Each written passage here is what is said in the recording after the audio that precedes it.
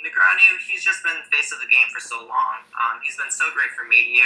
He really is an intelligent person, and while he does say and do some loony things, I mean, overall, he's honestly a very good guy. I haven't heard anything bad about him ever, to any degree, and he's been playing professionally for a very, very long time, and the results have always kept up with the rest of the industry.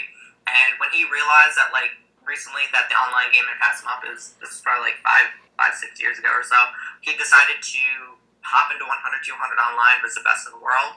And at the start of him doing that, there would be lists 100 people long trying to play him because he was that much of a fish. And by the end of him doing it, it was over the course of a couple of months, there wouldn't be a waiting list.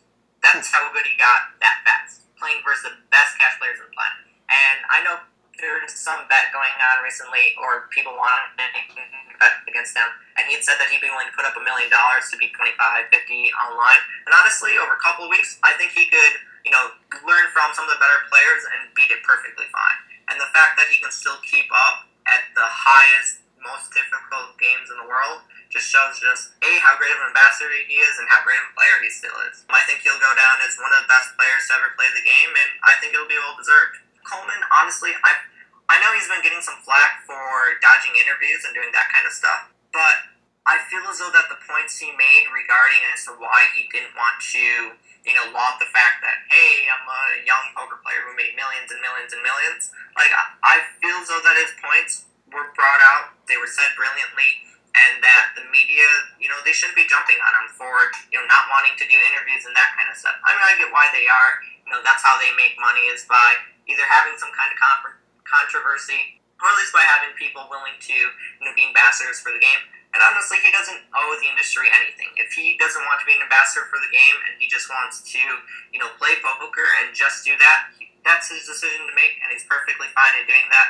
And honestly, I respect him for sticking to his guns and for doing so with very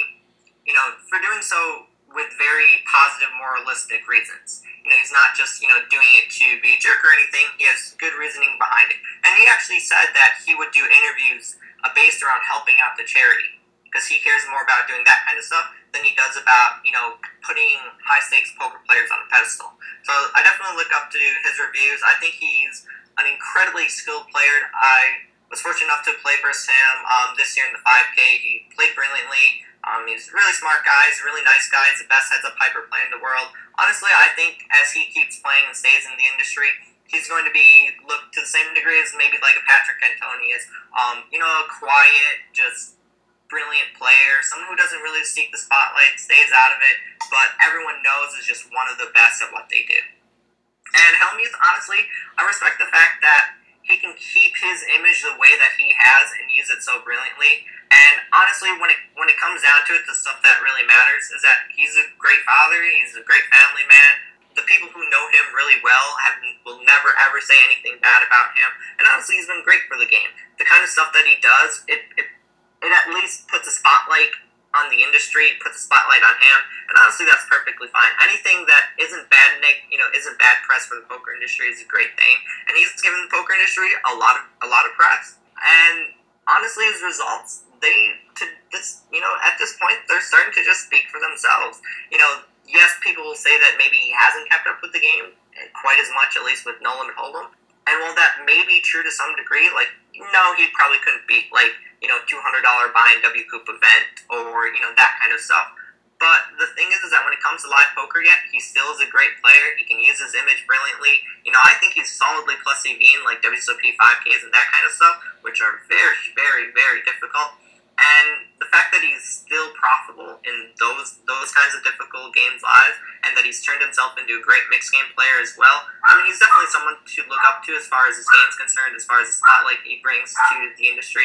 And while, yes, he is still the poker brat, which, behaving like that, maybe not the most respectable. I mean, he does use it to his advantage. He does, and he has built a brand around it, so more power to him.